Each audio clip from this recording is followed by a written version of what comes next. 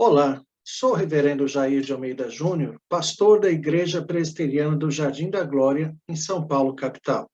Fui convidado pelo reverendo Adenilson para falar sobre família, especialmente nessa época de pandemia.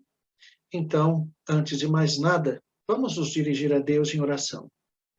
Senhor nosso Deus, Tu conheces a nossa necessidade, Tu sabes que precisamos, ó Deus, ser ensinados, que a Tua palavra, ó Deus, precisa ir fundo em nosso coração, transformando nossa vida, alimentando nossa alma, e isso tudo, ó Deus, para a Tua honra e para a Tua glória. Pedimos que agora fale ao nosso coração por meio de Tua palavra, que seja o Teu próprio Espírito Santo, ó Deus, a falar conosco, mostrando a Deus a importância da família, mostrando a Deus o quanto a família é, na verdade, a própria realidade que nós temos de vida que o Senhor criou. Ajuda-nos a compreender, ó Deus, e assim investir, valorizar a nossa família, desfrutar, ó Deus, deste bem tão precioso que Tu nos deste, ainda mais nessa época difícil que temos vivido. Ajuda-nos a viver para a Tua glória. Nós oramos no nome santo do Senhor Jesus. Amém. O texto que nós vamos, então, nos basear, ele está lá no primeiro livro das Escrituras, Gênesis, no capítulo 1, nos versos 26 a 28. Então, temos ele aqui. Também disse Deus, façamos o homem à nossa imagem, conforme a nossa semelhança. Tenha ele domínio sobre os peixes do mar, sobre as aves dos céus, sobre os animais domésticos, sobre toda a terra e sobre todos os répteis que rastejam pela terra. Criou Deus, pois, o homem à sua imagem. A imagem de Deus o criou, homem e mulher os criou. E Deus os abençoou e lhes disse, sede fecundos, multiplicai-vos, enchei a terra e sujeitai-a. Dominai sobre os peixes do mar, sobre as aves dos céus e sobre todo animal que rasteja pela terra. Nós precisamos entender, em primeiro lugar, que a família, ela se confunde com a própria existência do ser humano. Podemos até mesmo dizer que Deus não pretendeu criar o homem, ele pretendeu criar a família. A própria humanidade depende da família. Quando se fala da própria raça humana, o gênero humano, nós estamos falando de homem e de mulher. Entendamos assim que a família é reflexo do próprio Deus. A existência em família faz parte da própria imagem e semelhança de Deus no homem. O homem, como indivíduo, pode-se dizer que ele é parte dessa imagem e semelhança, mas que essa imagem e semelhança só se completa no homem, só se torna plena no próprio casamento e na família. Então, vamos entender isso. Deus, então, diz, façamos o homem à nossa imagem conforme a nossa semelhança. Então, vejam que Deus criou o homem como último ser a ser criado. Foi no sexto dia, depois de Deus ter formado todas as coisas. É como se Deus, na sua mente, pensasse, eu vou fazer um habitat, eu vou fazer um mundo para que o homem habite. E Deus, então, criou todas as coisas para o homem, e o homem, junto com todas as coisas, para ele próprio, para Deus. Nós somos criaturas. Geralmente fazemos a distinção entre filhos e criaturas. Nós somos filhos. Criaturas são aqueles que não conhecem a Deus. Mas, na verdade, nós somos criaturas e somos filhos, porque nós fomos criados, fomos formados. Por isso, não podemos ter essa visão simplista de nos distinguir da criação, como se a criação fosse a árvore, o peixe, o pássaro, o céu, e nós como se fôssemos distintos. Não, nós somos criaturas de Deus, de certa forma temos uma distinção sim, mas não como se não fôssemos criados. A distinção vem pelo fato de Deus ter nos colocado como líderes, como gerentes da criação, como imagem e semelhança dele. Então, quando Deus cria Adão, a sua imagem e semelhança, Adão e Eva, né? Reparem que Deus faz questão de dizer isso, Criou, pois, o homem à sua imagem, a imagem de Deus o criou, homem e mulher os criou. Então veja que não é Adão que é apenas imagem e semelhança de Deus, Eva também. A humanidade é, assim, reflexo de Deus. Mas entendamos que Deus colocou Adão, o gênero masculino, Adão, como aquele que deveria governar a criação, e Eva como sua auxiliadora. Vocês bem sabem que essa palavra auxiliadora, que é utilizada para denotar a função da mulher, é uma palavra que no Antigo Testamento geralmente é aplicada a Deus como aquele que ajuda o homem. Então, entendamos que a figura da mulher é uma figura tão distinta, tanto quanto o homem, gênero masculino, porque o homem, gênero masculino, deve olhar para a mulher como o presente de Deus, o auxílio que Deus deu a ele. E nisto há, então, essa complementação tão necessária. Então, a mulher é como a assessora, é como aquela que está ao lado do homem para ajudar o homem, auxiliar o homem a exercer a função de humanidade nessa terra. Homem e mulher estão juntos. O homem que simplesmente age, um homem casado, independentemente de sua mulher, sem buscar o seu conselho, sem decidir junto com ela, ele está em pecado, porque ele está ignorando, está deixando de lado algo que o próprio Deus criou e estabeleceu para estar com ele, para ser o seu auxílio, o auxílio de Deus na vida dele. Bom, mas vejam, nós vemos então que Deus cria o homem à sua imagem e semelhança e o coloca como dominador, como o gerente de Deus no mundo. O diabo é chamado príncipe deste mundo porque ele usurpou o principado de Adão. O rei é Deus. No entanto, Adão foi colocado como uma espécie de príncipe, como aquele que deveria governar o mundo em nome de Deus. O reino das trevas nada mais é que o reino da humanidade usurpado pelo diabo. Quando Adão caiu, ele optou, né? Essa foi a queda, ele optou por ouvir o diabo, por seguir o diabo, por obedecer ao diabo, do que ao Criador. Portanto, a humanidade, com a queda, se torna aliada do diabo, de certa forma, sua serva. Não no sentido que o diabo tem controle sobre a humanidade, porque não tem, mas no sentido de que estão juntos na mesma rebelião contra Deus. Cristo é chamado o segundo Adão porque vem exatamente assumir uma posição na humanidade que estava vaga, porque o primeiro Adão caiu. O segundo Adão foi criado e levantado por Deus para assumir esse posto de comando de uma humanidade que não é aquela caída, mas aquela redimida no sangue desse próprio segundo Adão, que é Jesus Cristo. Mas veja então, nós vemos Deus criar o homem e a mulher, colocar o homem, a humanidade, como aquela que deveria sujeitar todas as coisas. E a família tem um papel importantíssimo nisso. Mas vejamos primeiro como Deus se refere a essa criação. Façamos o homem à nossa imagem, conforme a nossa semelhança. Veja que a conjugação é façamos nós, o que nós façamos. Isso quer dizer que Deus está mostrando uma pluralidade. Sabemos que é a Trindade quem está falando, Pai, Filho e Espírito Santo. Mas vejam que quando Deus, então, propõe no próprio conselho divino a formação do homem, essa é uma formação plural. Nós sabemos que Deus é Pai, Filho e Espírito Santo em um único Deus. Nós podemos entender o conceito, mas não a realidade desse conceito. Nós não conseguimos entender como três seres pessoais formam um único ser. Aliás, três pessoas formam um único ser pessoal. Não são três deuses, é um Deus apenas, mas há três pessoas ali que são distintas no sentido de ter a sua própria personalidade, a sua própria vontade, mas que não se digladiam, nunca discordam, caminham sempre juntas. e propõe sempre as mesmas coisas dentro de um único ser.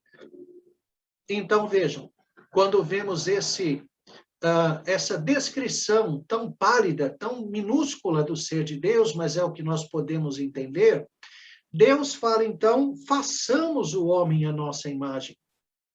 Veja que a imagem de Deus é plural.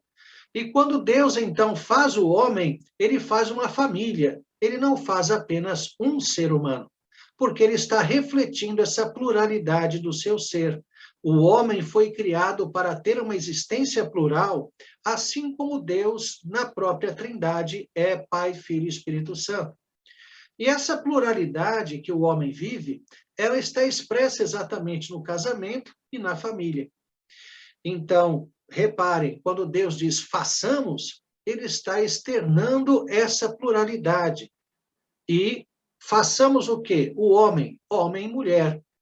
Já há aí não uma singularidade, mas temos dois seres que são iguais e diferentes, dois seres que se complementam.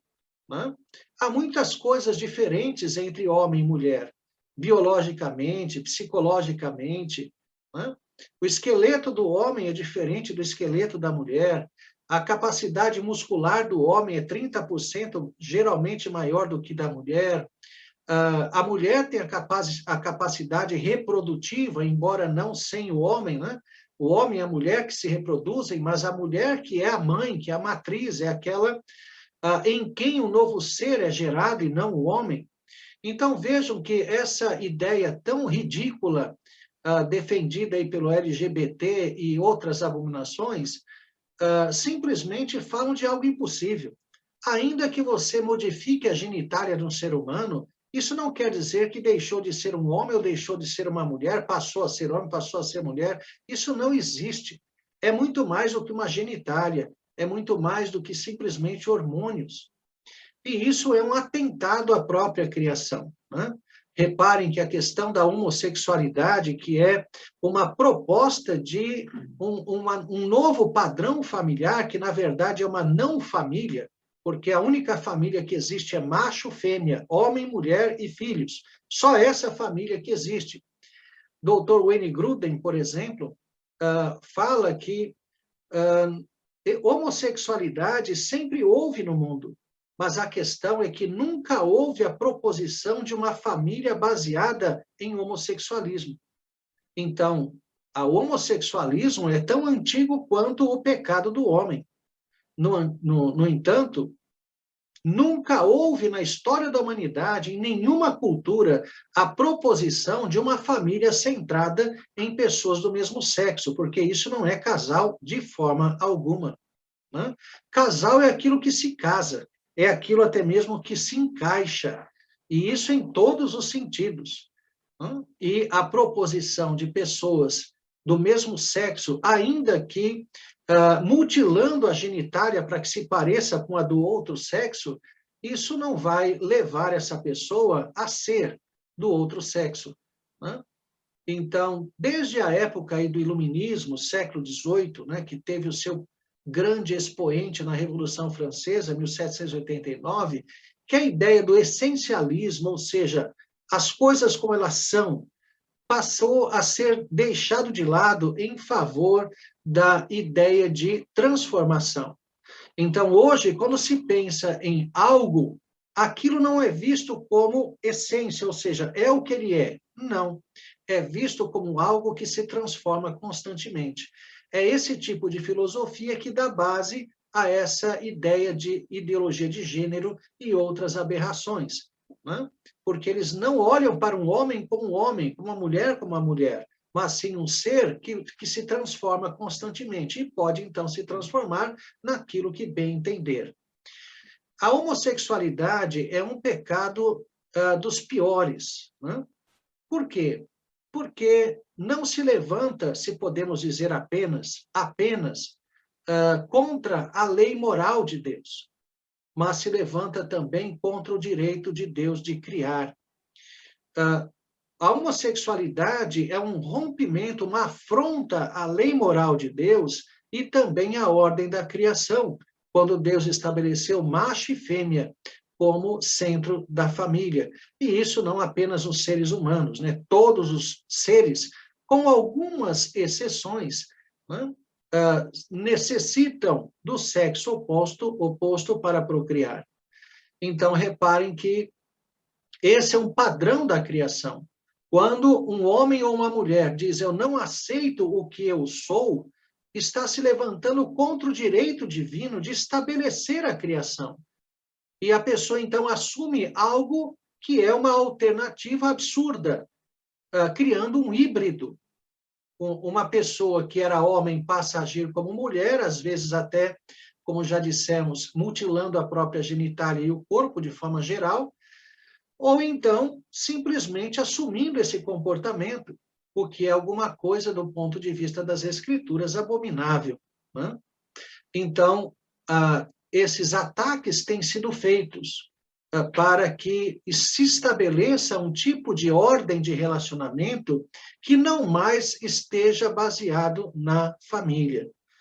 E, meus irmãos, entendam, isso não é alguma coisa aleatória, né? Existem pensadores como Gramsci que afirmam que se você retirar da sociedade a religião e a família, você modela essa sociedade da forma como você bem entender. Então, vejam que essa nova ordem mundial, que não é brincadeira, né, não é exagero, isso de fato está acontecendo, né? Apenas aquele que é cego, que não vai ver uma coisa dessa, se levanta exatamente contra isso, contra a igreja e contra a família. Então, nós temos essa afirmação do feminismo, né? Vocês sabem que a pregação do feminismo, ela se torna contundente a partir da década de 80 do século passado, porque, segundo as feministas, se encerrou a era de aquários, que era de peixes, aliás, de peixes, que era eminentemente masculina, e começou a era de aquário, que é eminentemente feminina. Então, se afirma a mulher como centro, a mulher como líder. O feminismo não está à procura de uma equiparação de homem e de mulher, está à procura da afirmação da mulher sobre o homem. Vejam os comerciais de televisão, como todos agora estão centrados na mulher, todos, até aqueles que são de crianças, há mais meninas do que meninos. Há uma disposição para modelar a sua mente, para influenciar você, para querer fazer do mundo um mundo feminino. Porque essa é a disposição geral, pagã, eu diria até diabólica, por trás da sociedade nos nossos dias. A ênfase da mulher. Então, veja que todo tipo de inversão é diabólica e não produz jamais nenhum benefício. Deus, quando cria o homem, o cria numa dualidade, em um par, homem e mulher. Nós sabemos que a mulher foi criada a partir do homem, num momento posterior, não é porque a mulher é menor, né? Talvez até em tamanho seja, né? Geralmente é, mas o que não implica dignidade de forma alguma, né? Falta de dignidade. Então, veja, você tem Deus criando o homem e a mulher, e os dois para serem uma complementação, para se complementarem. Por isso que Deus dá a Adão essa experiência fantástica. Dá a Adão a experiência de ele perceber o quanto a mulher é importante para ele. Por isso que há esse hiato temporal. Deus cria o homem e deixa o homem passar em revista a todos os seres criados, para ver se havia alguém que o completava. E, como as escrituras dizem, isso é óbvio, não havia. Então, Deus, veja que perfeição, o estado, a vivência da perfeição, não significa completitude, não significa um estado completo, porque Adão vivia a perfeição antes da queda, mas não se sentia completo. Quem o completou nessa carência que ele tinha foi a mulher, criada por Deus. E Deus, então, dá a Adão essa experiência de ver a importância da mulher em sua vida. Então, dá a Adão um pesado sono, tira uma de suas costelas e faz Eva a partir dessa costela. Isso não é figurado, tá? Isso é real. Foi de uma costela, de fato, que a mulher veio. Hoje nós temos um conhecimento um pouco maior e sabemos que as células, né, a DNA, e que Deus não precisa ter feito o curso de Química e Biologia, algum tipo de formação geneticista para ter feito a mulher, obviamente. Mas nós, até hoje, sabemos que o homem, com suas limitações, já é capaz de duplicar um ser a partir de células-tronco, etc. e tal. Ora, quem diria, então, que o próprio Deus, o Criador de todas as coisas, que já havia feito todo o universo, não poderia fazer uma mulher das células de uma costela de Adão, né? Então, isso fica mais do que claro pela grandeza de Deus que isto é literal, né? Foi feito da costela de Adão. Bom, e com isso, então, Adão passa a viver uma pluralidade, Adão e Eva. Reparem, a partir do momento que um homem se casa, que uma mulher se casa, a vida se torna necessariamente plural.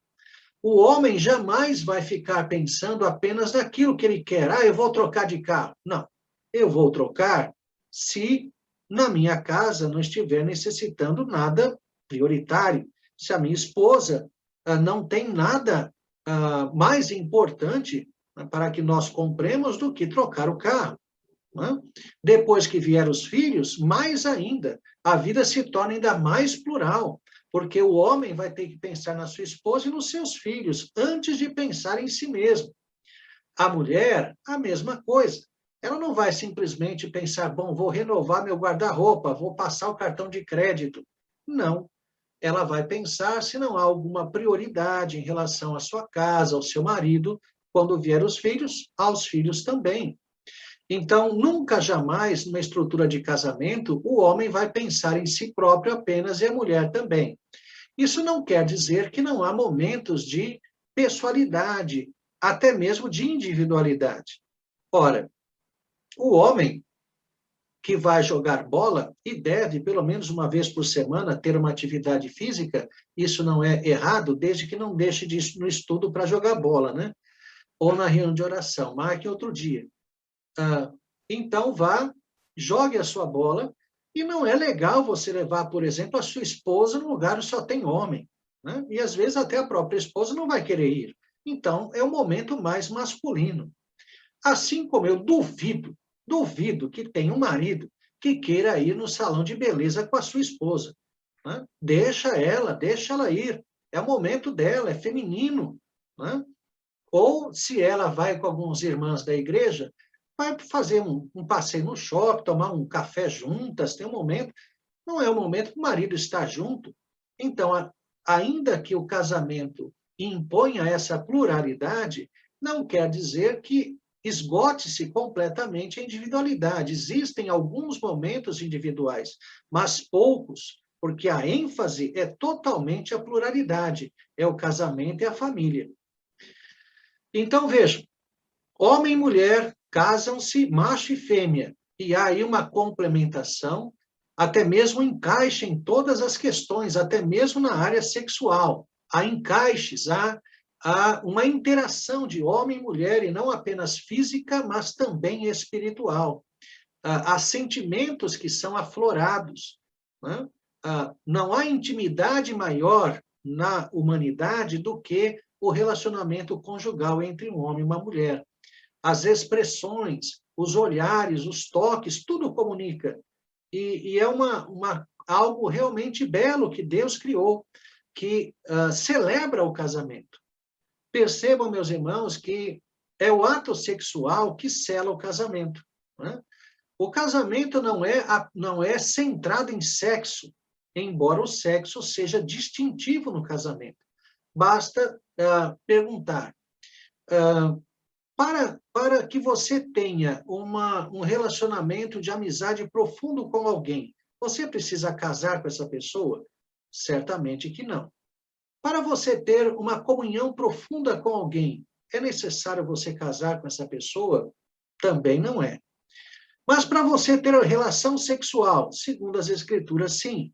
Então, vejam que a questão sexual é o grande distintivo de um casamento, mas não se limita apenas a isso o casamento. Você tem a vida a dois diante de Deus, a comunhão, e você tem a amizade, o relacionamento. Né? Então, o casamento está baseado nesse tripé. E é por isso também que a questão sexual não deve ser desprezada.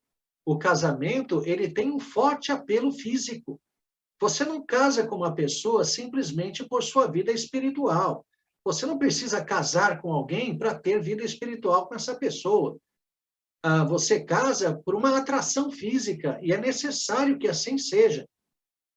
A pessoa que se casa com alguém que não se atrai fisicamente, esse casamento está fadado ao fracasso. Assim como também não é só por isso, né? A pessoa está pensando apenas na questão da intimidade conjugal para casar. Não, você tem que casar com uma pessoa com quem você tem uma boa amizade, né? Que você desenvolveu isso no namoro, com quem você tem comunhão diante de Deus, e a questão sexual é a terceira coisa que complementa, que completa o relacionamento conjugal. Então, nas Escrituras, nós vemos Paulo escrevendo lá aos Coríntios, na primeira carta, no capítulo 7, quando fala da questão da prostituição, do uso do corpo, ele diz que nós somos corpo de Cristo, todos nós estamos ligados a Cristo. E que se você se une a uma prostituta, ele diz, por que se tornaria uma só carne com ela? Repare que a linguagem paulina é uma linguagem de matrimônio. O que um homem faz com uma prostituta não é jogar xadrez. Então, naquilo que ele faz, diz Paulo, ele está se tornando uma só carne.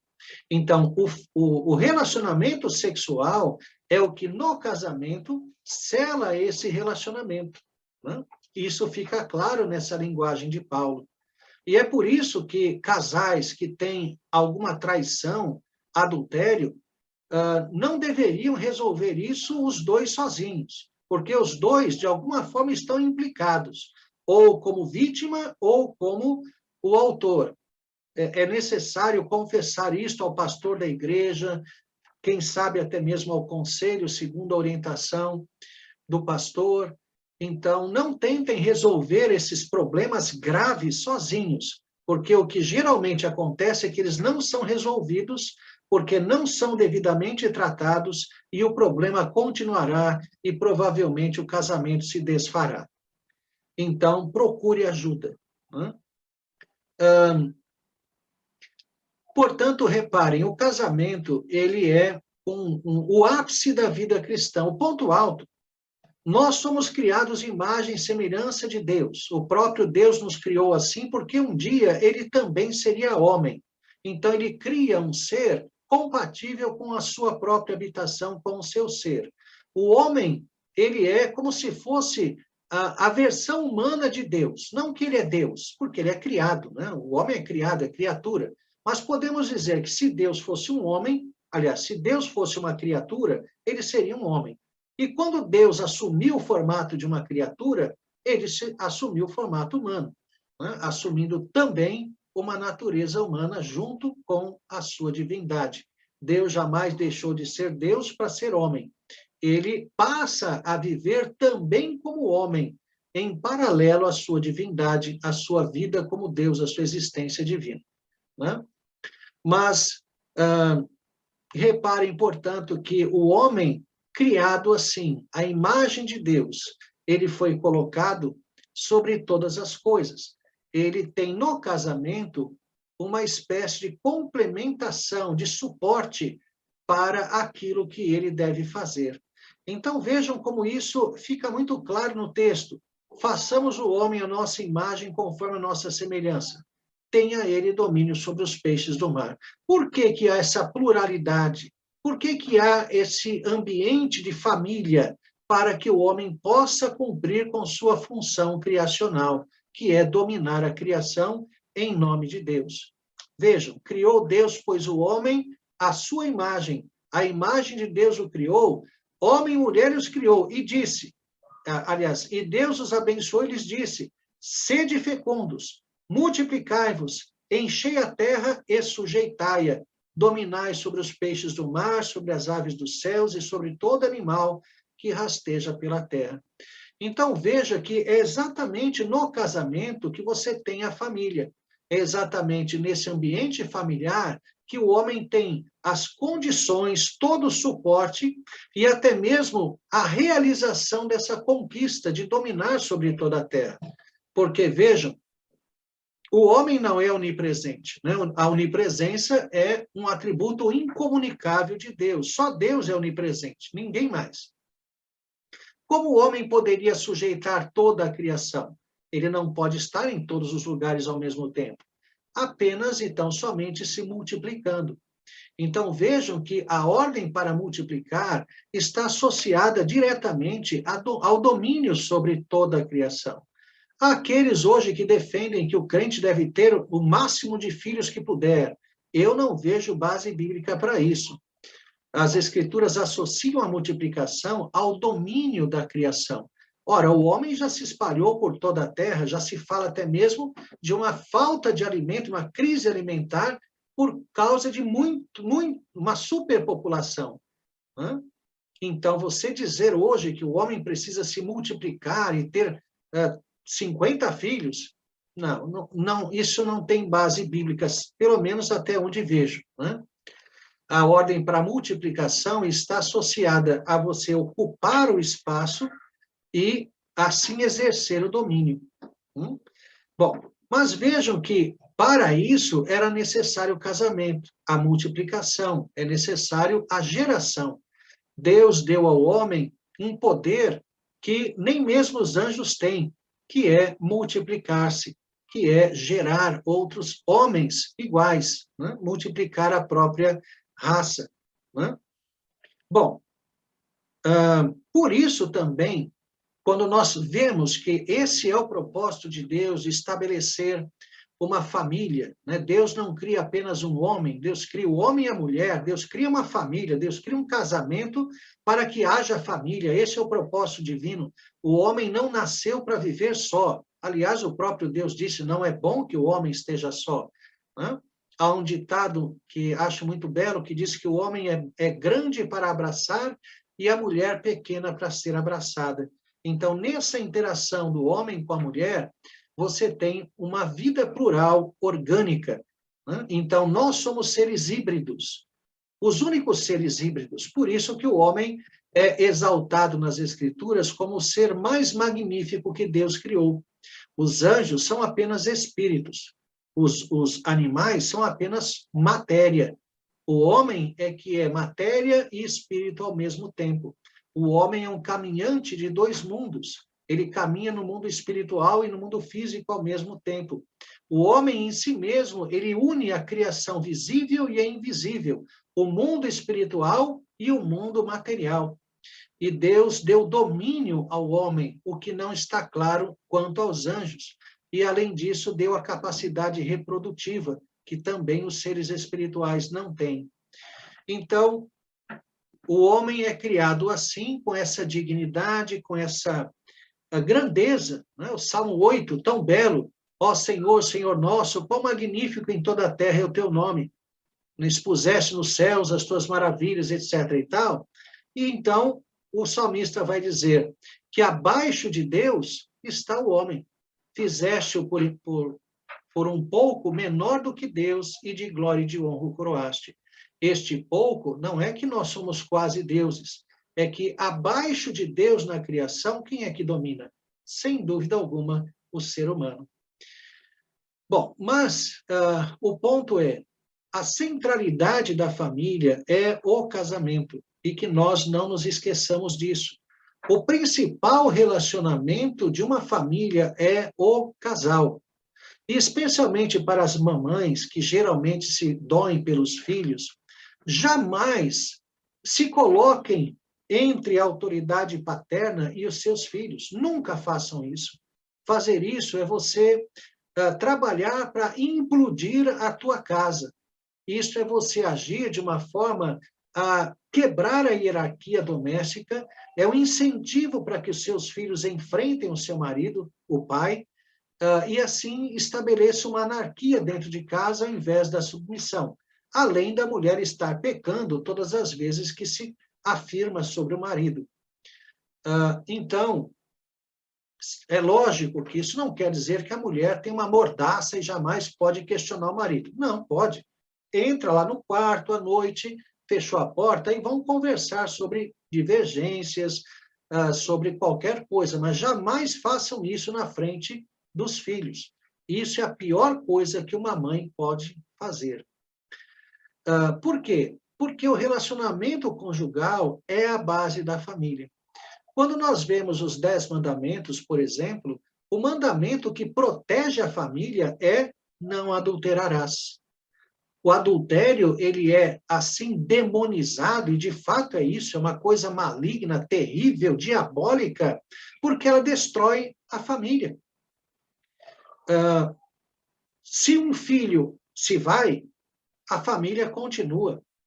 Se um vô, se um tio, há algum problema, morre, há algum desavença, a família, a casa está em pé.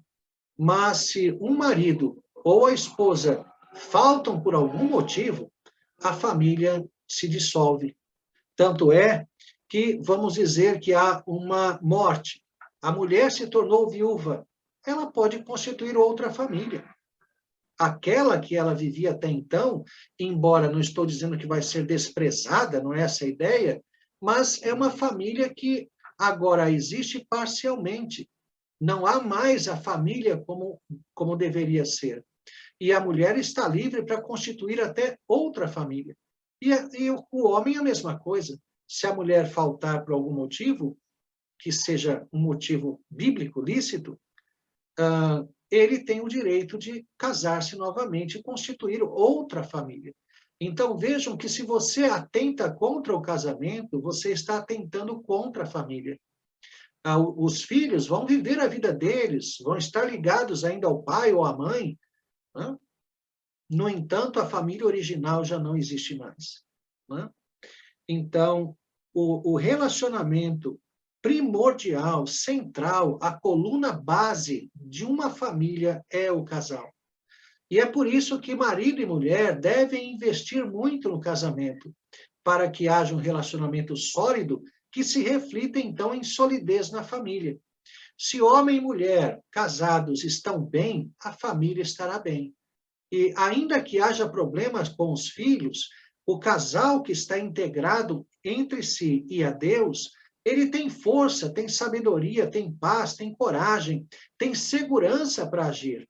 Muito diferente de um casal fragilizado, onde marido e mulher não estão bem, não se dão bem, cada um pensa uma coisa, não andam juntos, não oram juntos.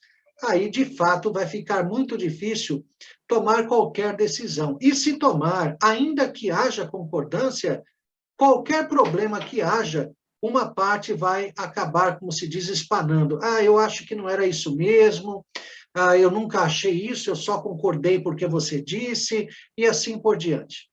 Então, esse estreitamento, né, o tornar-se uma só carne, que é muito mais do que a relação sexual ela sela isso, mas é os dois viverem como um, como se fosse uma só boca, uma só alma, um só pensamento. Isso é casamento. E é por isso que Deus o preza tanto, né? A ponto de falar até mesmo que odeia o divórcio. Né? Em Malaquias, Deus diz, eu odeio o divórcio, porque o divórcio é a ruptura de votos que deveriam ser inquebráveis. Né? Então, realmente, isso é odioso. Né? Então, quando nós entendemos o que é a família e é o lar, portanto, a integração entre homem e mulher, o casamento, essa vida como se fosse um só, a pluralidade. Eu e minha esposa vivemos uma única vida, embora sejamos dois. E também estendemos isso aos filhos. É plural. Quando entendemos isso, que temos como modelo o próprio Deus, que em perfeita harmonia são três pessoas em um único ser, formando um Deus e não três deuses. Então, o modelo da trindade, da harmonia, do relacionamento de Pai, Filho e Espírito Santo é o modelo da nossa família, é como nós devemos nos relacionar, né? Respeitando as hierarquias, respeitando os princípios das Escrituras, que devem ser o alicerce da nossa casa. Os filhos devem ver no pai a figura da autoridade espiritual. A mãe deve promover, incentivar isso, ao invés de competir com a autoridade do marido, ela deveria favorecer mais e mais, porque os filhos que respeitam o pai, esses filhos vão andar por caminhos direitos. Agora, filhos que estão divididos entre pai e mãe vão manipular tanto o pai quanto a mãe para fazer a vontade deles. E isso é o pior que pode acontecer. Filhos crentes devem ver seu pai orando, seu pai buscando a presença de Deus. Devem olhar para o pai e perceber que há nele espiritualidade de fato, não está fingindo, aquilo é real. Deve olhar para sua mãe e perceber também uma mulher de oração, piedosa, que está com o seu marido, que acompanha, que o ajuda, o auxilia, como o favor de Deus na vida do seu marido. Então, os filhos que veem um casal agindo assim, certamente tenderão a ter uma vida com princípios adequados. Ainda que não sejam crentes, porque nós, infelizmente, não temos poder para determinar a salvação de nossos filhos, mas também não temos poder para fazê-los perder pelos nossos erros, né? Então, isso funciona para os dois lados. A eleição, ela nos exime exatamente dessa obrigação ou dessa responsabilidade, vamos dizer assim, de salvar os nossos filhos, mas não da responsabilidade de educá-los segundo a lei de Deus, porque quem salva é Deus, né? Lógico, todo pai, toda mãe quer ver os seus filhos salvos. Não há maior alegria para um pai, para uma mãe que são crentes, do que ver o seu filho com a Bíblia na mão, lendo no seu quarto, orando, lendo um bom livro, tendo seriedade no compromisso com a igreja, vendo-os tocar no louvor, cantando, vendo-os levar colegas para a igreja, evangelizando. Não há maior alegria para um pai, para uma mãe crentes do que essa. No entanto, nenhum de nós tem o poder de determinar isso, né? Está tudo nas mãos de Deus. Todos nós já vimos famílias onde há pessoas, o pai e a mãe são comprometidos com Deus, piedosos, trabalharam no reino e às vezes nenhum filho seguiu. E por outro lado, já vi isso também, pais extremamente relaxados na vida com Deus, que faltavam domingo após domingo na igreja pelos motivos mais esdrúxulos, ver todos os filhos integrados na igreja. Não há matemática nisso. A nossa responsabilidade é investir na vida dos nossos filhos, a fim de que filhos biológicos passem a ser também filhos na fé. Esse é o grande alvo dos pais. Não apenas dar a eles a comida por corpo, não apenas dar a eles a educação, a faculdade, pensar em bons empregos, isso é até secundário. O principal para um pai, para uma mãe crentes, é trabalhar com os filhos, para que os filhos se tornem filhos na fé, verdadeiros discípulos. Bom, então, quando pensamos no contexto de pandemia, devemos refletir na importância da família para isso. Veja que temos visto aí algumas, até mesmo, estatísticas que falam de divórcios por causa da pandemia, atritos, às vezes até violência doméstica aumentada por causa disso. Mas vejam, por quê? Porque são pessoas que não estão acostumadas a viverem juntas, embora sejam família. Não estão acostumadas a conviver com o erro de uma e de outra, a viver como família. A família, entre aspas, dava certo porque não havia contato, é aquela famosa paz de cemitério, né? Não tem ninguém. Então, percebam que a família, ela deveria ser, nesse momento de pandemia, um porto seguro, um ninho, um lugar onde nós encontramos acolhida. Mas isto só será se de fato os seus integrantes buscarem a Deus como devem. Porque se tiverem uma vida espiritual rasa, tendo se entregado muito mais à profissão, a cursos, à vida na sociedade do que à vida com Deus, então, de fato, nenhum terá lastro suficiente, terá uma base suficiente para a convivência, entre aspas, forçada, uma convivência imposta pela pandemia. Então, reparem que a família é fundamental. Quando o marido ou a esposa não tem um bom relacionamento conjugal, às vezes até o marido no trabalho pensa, puxa, eu vou me estender aqui mais um tempo, porque ele não tem nem vontade de voltar para casa. Às vezes a esposa, se é dona de casa, até agradece que o marido ficou, porque ela também não queria muito estar com ele. Né? Filhos, às vezes, pensam no relacionamento com os pais, dos pais, que às vezes é uma tragédia, ou o relacionamento deles com seus pais, e preferem ficar o máximo possível fora de casa. Então, vejam que a família deveria ser um catalisador, deveria ser um vórtice que atrai os seus integrantes para o seio da família, para o seu centro, para viver a realidade de família como algo que estimula, que fortalece, que alegra, que dá paz ao coração. Mas, devido ao fato de, geralmente, mesmo os chamados crentes darem mais ênfase à vida na sociedade, no seu trabalho, nas suas responsabilidades profissionais, do que quanto às responsabilidades espirituais de si mesmo e da família, nós vemos esse tipo de situação que é, no mínimo, absurda quando se pensa numa família crente. Todos são membros da igreja, mas não podem ficar muito tempo juntos. Isso não é possível. Há alguma coisa que, como se diz, não está batendo. Né? Então, é tempo de realmente buscar a Deus. Né? Aliás, esse tempo é sempre, né? Mas ainda mais nesse momento, é isso que eu quero dizer, um momento de crise, um momento de tantas incertezas, né? De até mesmo agonias, de perdas de familiares, nós deveríamos ainda mais buscar a Deus, ainda mais abrir mão de nossa vontade, dobrar a nossa vontade.